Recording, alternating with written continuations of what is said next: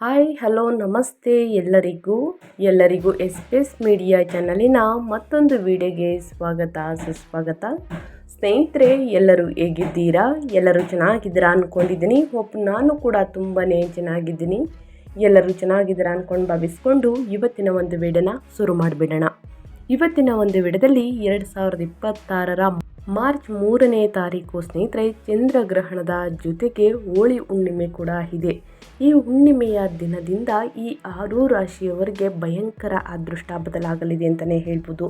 ಇದರ ಜೊತೆಗೆ ಇಂದು ಏನೆಲ್ಲ ಪರಿಹಾರವನ್ನು ಮಾಡಿದರೆ ನಿಮ್ಮ ಸಮಸ್ಯೆಗಳು ಕ್ರಮೇಣವಾಗಿ ಕಡಿಮೆಯಾಗಲಿದೆ ಅನ್ನೋದನ್ನ ತಿಳಿಸ್ಕೊಡ್ತಾ ಹೋಗ್ತೀನಿ. ಇದನ್ನೆಲ್ಲ ಕಂಪ್ಲೀಟಾಗಿ ತಿಳ್ಕೋಬೇಕು, ಸಣ್ಣ ಪುಟ್ಟ ಪರಿಹಾರಗಳನ್ನೆಲ್ಲ ಫಾಲೋಅಪ್ ಮಾಡಬೇಕು ಅಂದರೆ ಎಲ್ಲೂ ಕೂಡ ವಿಡಿಯೋನ ಸ್ಕಿಪ್ ಮಾಡಬಾರ್ದು.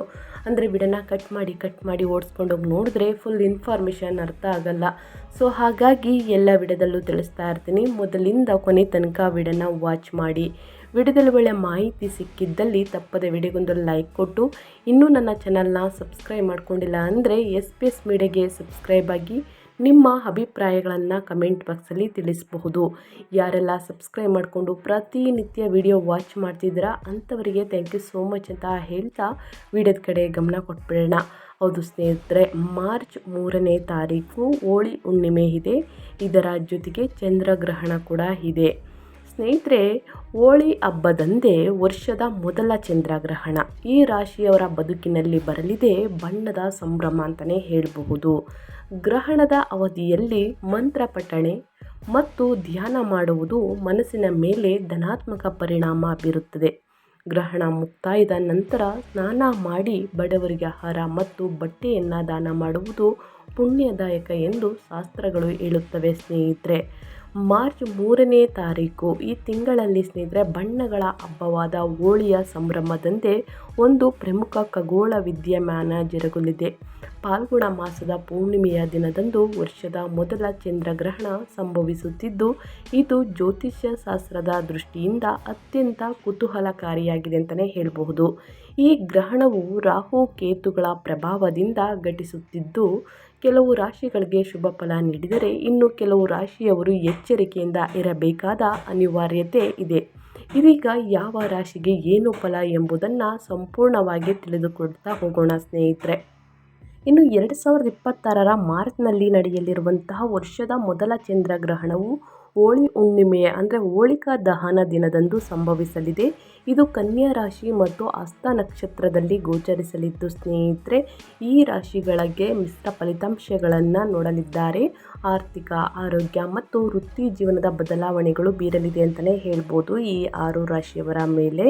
ಇನ್ನು ಗ್ರಹಣದ ದಿನಾಂಕವನ್ನು ತಿಳಿಸಿ ಅಂತ ಕೇಳ್ತಿದ್ರೆ, ಹೌದು, ಖಂಡಿತವಾಗಿಯೂ ಮಾರ್ಚ್ 3ನೇ ತಾರೀಕು ಹೋಳಿ ಹುಣ್ಣಿಮೆ, ಹೋಳಿ ಹಬ್ಬದಂದೇ ಚಂದ್ರಗ್ರಹಣ ಇದೆ. ವರ್ಷದ ಮೊದಲ ಚಂದ್ರಗ್ರಹಣವಾಗಿರುತ್ತದೆ ಸ್ನೇಹಿತರೆ. ಈ ದಿನದಂದು ಚಂದ್ರಗ್ರಹಣ ಇದೆ ಅಂತಲೇ ಹೇಳ್ಬೋದು, ಹೋಳಿ ಹಬ್ಬದ ದಿನ. ಇನ್ನು ನಕ್ಷತ್ರ ರಾಶಿ ಕೇಳೋದಾದರೆ ಕನ್ಯಾ ರಾಶಿ ಮತ್ತು ಹಸ್ತ ನಕ್ಷತ್ರ. ಜ್ಯೋತಿಷ್ಯದ ಪ್ರಕಾರ ಸೂತಕ ಕಾಲವಿರುವುದರಿಂದ ಗರ್ಭಿಣಿಯರು ಮತ್ತು ವೃದ್ಧರು ಮತ್ತು ಮಕ್ಕಳು ಜಾಗರೂಕತೆ ವಹಿಸುವುದು ಸೂಕ್ತ. ಪರಿಣಾಮ ಯಾವ ರೀತಿ ಬೀರಲಿದೆ ಅಂದರೆ, ಈ ಅವಧಿಯಲ್ಲಿ ಪ್ರಯಾಣವನ್ನು ಮುಂದೂಡುವುದು ಮತ್ತು ಆರ್ಥಿಕ ನಿರ್ಧಾರಗಳಲ್ಲಿ ಎಚ್ಚರಿಕೆ ವಹಿಸುವುದು ಒಳ್ಳೆಯದು. ನಿಮ್ಮ ರಾಶಿಯ ಮೇಲಿನ ನಿಖರ ಪರಿಣಾಮಗಳಿಗಾಗಿ ಪಂಚಾಂಗವನ್ನು ಪರಿಶೀಲಿಸುವುದು ಸೂಕ್ತ. ಸೊ ಹಾಗಾಗಿ ಜ್ಯೋತಿಷ್ಯವರು ಸ್ನೇಹಿತರೆ ಏನೆಲ್ಲ ತಿಳಿಸ್ಕೊಡ್ತಾರೆ ಅದನ್ನು ಫಾಲೋ ಮಾಡೋದು ಬಹಳ ಮುಖ್ಯ.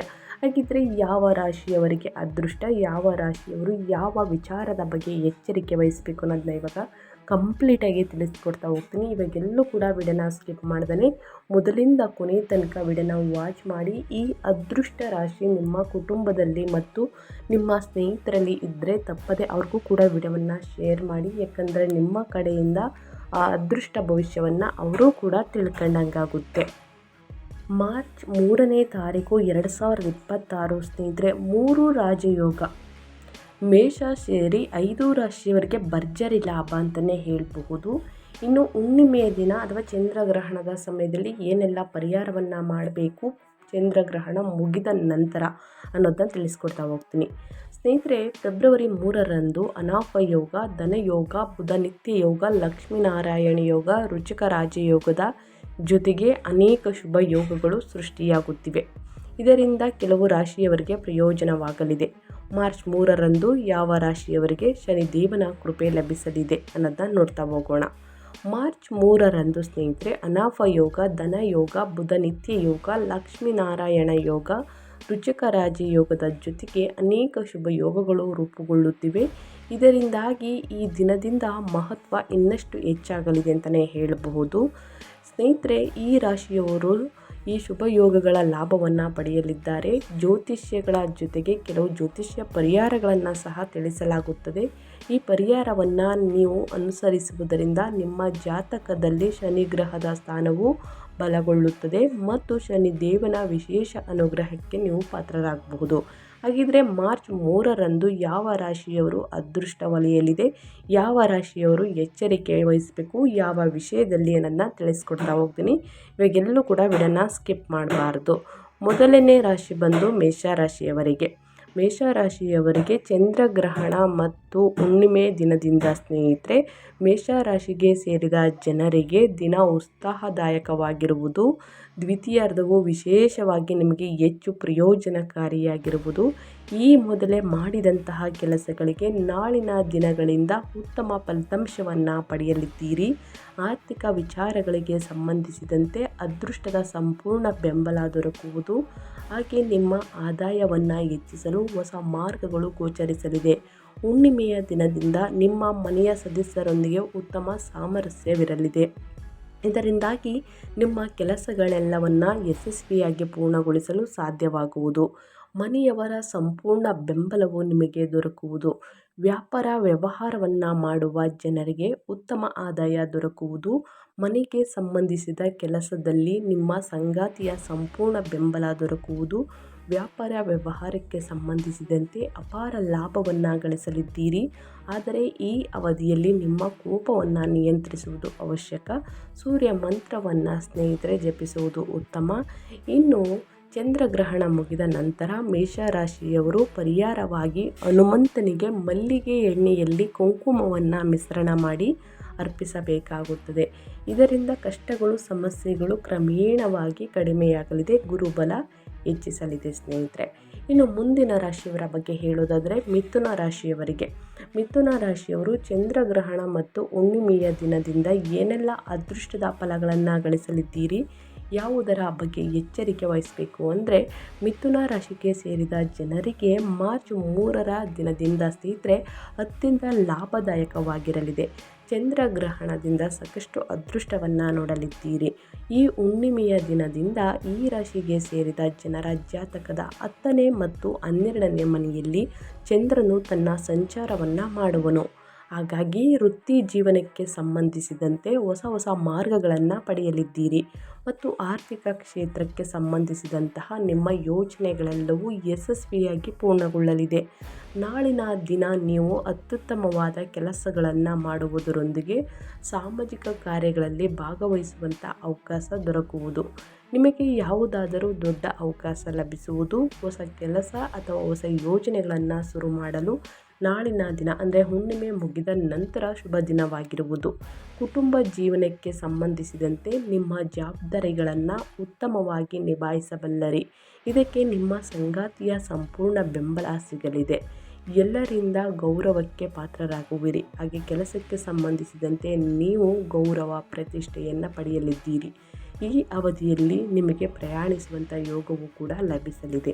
ಚಂದ್ರಗ್ರಹಣ ಮುಗಿದ ನಂತರ ಹುಣ್ಣಿಮೆಯ ಸಂಜೆಯ ಸಮಯದಲ್ಲಾಗಬಹುದು ಅಥವಾ ಗ್ರಹಣ ಮುಗಿದ ತಕ್ಷಣವಾಗಬಹುದು. ಸ್ನೇಹಿತರೆ, ಮಿಥುನ ರಾಶಿಯ ಜನರು ಯಾರಿಗಾದರೂ ಅಗತ್ಯವಿರುವವರಿಗೆ ಅನ್ನ ಅಥವಾ ತಿನ್ನುವಂತಹ ಮತ್ತು ಕುಡಿಯುವಂತಹ ಪದಾರ್ಥಗಳನ್ನು ದಾನ ಮಾಡಬೇಕಾಗುತ್ತದೆ. ಇದರಿಂದ ನಿಮ್ಮ ಆರೋಗ್ಯ ಕೂಡ ಉತ್ತಮವಾಗಿರಲಿದೆ. ಸೊ ಹಾಗಾಗಿ ಮಿಥುನ ರಾಶಿಯವರು ತಪ್ಪದೆ ಈ ಒಂದು ಪರಿಹಾರವನ್ನು ಮಾಡಿ. ಇನ್ನು ಮುಂದಿನ ರಾಶಿಯವರ ಬಗ್ಗೆ ಹೇಳೋದಾದರೆ ಕಟಕ ರಾಶಿಯವರಿಗೆ. ಕಟಕ ರಾಶಿಯವರು ಹುಣ್ಣಿಮೆಯ ದಿನದಿಂದ ಸಾಕಷ್ಟು ಅದೃಷ್ಟದ ಫಲಗಳನ್ನು ಗಳಿಸಲಿದ್ದೀರಿ. ಹುಣ್ಣಿಮೆ ಮತ್ತು ಸ್ನೇಹಿತರೆ ಚಂದ್ರಗ್ರಹಣ ಒಟ್ಟಿಗೆ ಇರುವ ಕಾರಣ ಸಾಕಷ್ಟು ಫಲಿತಾಂಶವನ್ನು ಗಳಿಸಲಿದ್ದೀರಿ. ಶುಭ ಫಲಿತಾಂಶ ಅಂತಲೇ ಹೇಳ್ಬೋದು. ಕಟಕ ರಾಶಿಗೆ ಸೇರಿದ ಜನರಿಗೆ ಹುಣ್ಣಿಮೆಯ ದಿನ ನಿಮ್ಮ ಸಮಸ್ಯೆಗಳಿಗೆ ಪರಿಹಾರ ದೊರಕುವುದರೊಂದಿಗೆ ದಿನದ ದ್ವಿತೀಯಾರ್ಧದಲ್ಲಿ ನೀವು ಅಪಾರ ಲಾಭವನ್ನು ಪಡೆಯಲಿದ್ದೀರಿ. ಹಾಗೂ ಉತ್ಸಾಹದಿಂದ ಇರುವಿರಿ. ಕೆಲಸದ ಸ್ಥಳದಲ್ಲಿ ಅಧಿಕಾರಿಗಳ ಸಂಪೂರ್ಣ ಬೆಂಬಲ ದೊರಕುವುದು. ಹಾಗೆ ನಿಮ್ಮ ಕೆಲಸಕ್ಕೆ ಸಂಬಂಧಿಸಿದಂತೆ ಉತ್ತಮ ಅವಕಾಶಗಳು ಪ್ರಾಪ್ತಿಯಾಗುವುದರಿಂದ ನಿಮ್ಮ ಗೌರವ, ಖ್ಯಾತಿ ಹಾಗೂ ಪ್ರತಿಷ್ಠೆಯಲ್ಲಿ ಸ್ನೇಹಿತರೆ ವೃದ್ಧಿಯಾಗಲಿದೆ. ಜೊತೆಗೆ ನಿಮ್ಮದೇ ಆದಂತಹ ಉತ್ತಮ ಹೆಸರನ್ನು ಗಳಿಸಲಿದ್ದೀರಿ. ಆರ್ಥಿಕ ವಿಚಾರಗಳಿಗೆ ಸಂಬಂಧಿಸಿದಂತೆ ನಾಳಿನ ದಿನ ಅನುಕೂಲಕರ ದಿನವಾಗಿರಲಿದೆ. ನಿಮ್ಮ ಸುಖ ಸಮೃದ್ಧಿಯನ್ನು ಹೆಚ್ಚಿಸುವಂತಹ ವಸ್ತುಗಳು ಮತ್ತು ಮನೋರಂಜನೆಗಾಗಿ ಹಣವನ್ನು ಖರ್ಚು ಮಾಡಲಿದ್ದೀರಿ. ತಂದೆ ಮತ್ತು ಹಿರಿಯ ವ್ಯಕ್ತಿಗಳ ಸಂಪೂರ್ಣ ಬೆಂಬಲ ದೊರಕುವುದು. ನಿಮಗೆ ಅವರಿಂದ ಉತ್ತಮ ಸಲಹೆಗಳು ಕೂಡ ದೊರಕುವುದು. ಹಾಗೆ ನಾಳಿನ ದಿನ ಅಂದರೆ ಹುಣ್ಣಿಮೆ ಮುಗಿದ ನಂತರ ನೀವು ನಿಮ್ಮ ಮಾನಸಿಕ ಕಷ್ಟಗಳಿಂದ ಮುಕ್ತಿಯನ್ನು ಪಡೆಯುವುದರೊಂದಿಗೆ ಹೆಚ್ಚಿನ ಪ್ರಯೋಜನಗಳನ್ನು ಸಹ ಗಳಿಸಲಿದ್ದೀರಿ.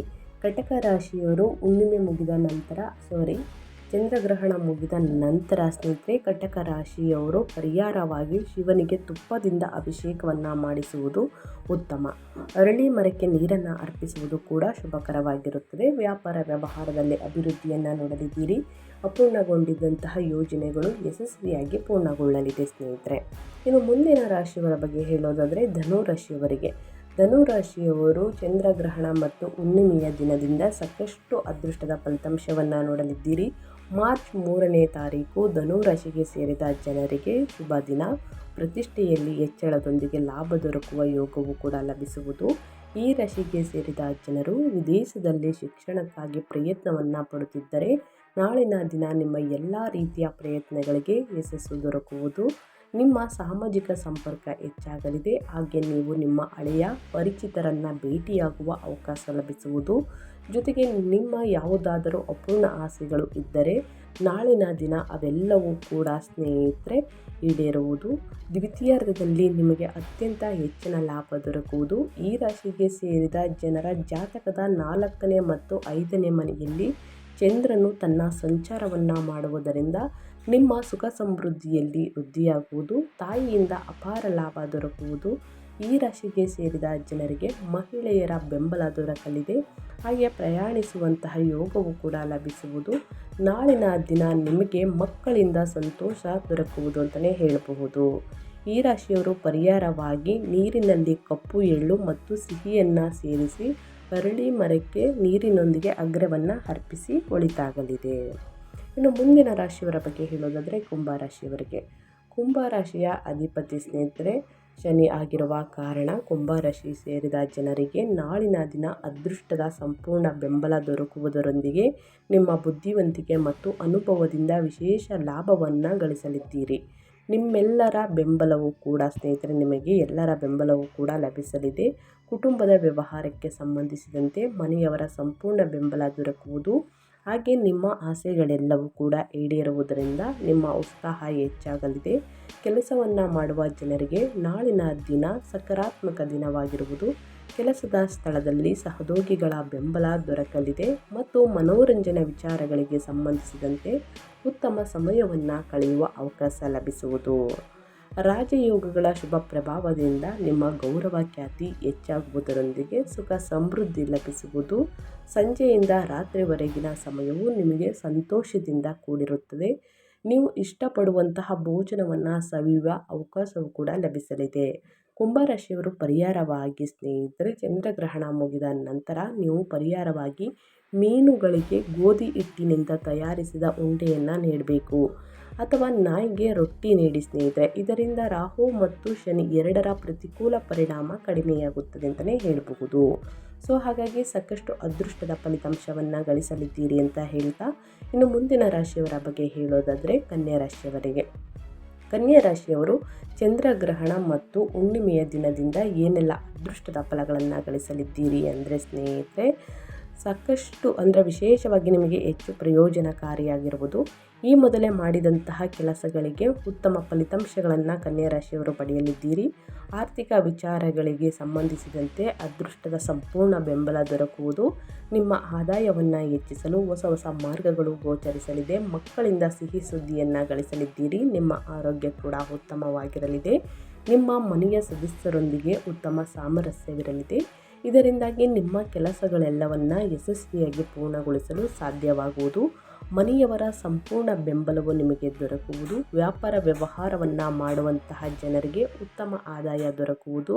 ಮನೆಗೆ ಸಂಬಂಧಿಸಿದ ಕೆಲಸದಲ್ಲಿ ನಿಮ್ಮ ಸಂಗಾತಿಯ ಸಂಪೂರ್ಣ ಬೆಂಬಲ ದೊರಕುವುದು ಸ್ನೇಹಿತರೆ. ವ್ಯಾಪಾರ ವ್ಯವಹಾರಕ್ಕೆ ಸಂಬಂಧಿಸಿದಂತೆ ಅಪಾರ ಲಾಭವನ್ನು ಗಳಿಸಲಿದ್ದೀರಿ. ಈ ಅವಧಿಯಲ್ಲಿ ನಿಮ್ಮ ಕೋಪವನ್ನು ನಿಯಂತ್ರಿಸುವುದು ಅವಶ್ಯಕ.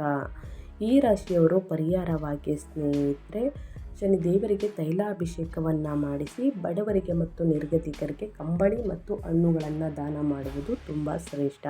ಸೊ ಹಾಗಾಗಿ ತಪ್ಪದೇ ಈ ಸಣ್ಣ ಪುಟ್ಟ ಪರಿಹಾರಗಳನ್ನು ಮಾಡಿ ಅಂತ ಹೇಳ್ತಾ ನಾನು ವಿಡಿಯೋನ ಎಂಡ್ ಮಾಡ್ತಾ ಇದ್ದೀನಿ. ಇವತ್ತಿನ ಒಂದು ವಿಡಿಯೋದಲ್ಲಿ ಸಂಪೂರ್ಣ ಮಾಹಿತಿ ಸಿಕ್ಕಿದ್ದಲ್ಲಿ ಈ 6 ರಾಶಿಯವರಿಗೆ ದಯವಿಟ್ಟು ವಿಡಿಯೋಗೆ ಲೈಕ್ ಮಾಡಿ. ಇನ್ನೂ ನನ್ನ ಚಾನಲ್ನ ಸಬ್ಸ್ಕ್ರೈಬ್ ಮಾಡ್ಕೊಳ್ಳೋದನ್ನೇ ನೋಡ್ತಿದ್ರೆ SPS ಮೀಡಿಯಾಗೆ ಸಬ್ಸ್ಕ್ರೈಬ್ ಆಗಿ ನಿಮ್ಮ ಅಭಿಪ್ರಾಯಗಳನ್ನು ಕಮೆಂಟ್ ಬಾಕ್ಸಲ್ಲಿ ತಿಳಿಸಬಹುದು. ಯಾರೆಲ್ಲ ಸಬ್ಸ್ಕ್ರೈಬ್ ಮಾಡಿಕೊಂಡು ಪ್ರತಿನಿತ್ಯ ವಿಡಿಯೋ ವಾಚ್ ಮಾಡ್ತಿದ್ದೀರಾ ಅಂಥವರಿಗೆ ಥ್ಯಾಂಕ್ ಯು ಸೋ ಮಚ್ ಅಂತ ಹೇಳ್ತಾ ನಿಮಗೂ ಮತ್ತು ನಿಮ್ಮ ಕುಟುಂಬಕ್ಕೆ ತುಂಬಾ ಒಳ್ಳೆಯದಾಗಲಿ, ಶನಿದೇವರ ಆಶೀರ್ವಾದ ನಿಮ್ಮ ಮೇಲಿರಲಿ ಅಂತ ಹೇಳ್ತಾ ಮತ್ತೊಂದು ವಿಡಿಯೋ ಜೊತೆ ಮತ್ತೊಂದು ಹೊಸ ಭವಿಷ್ಯದಲ್ಲಿ ಸಿಗ್ತೀನಿ. Thank you for watching.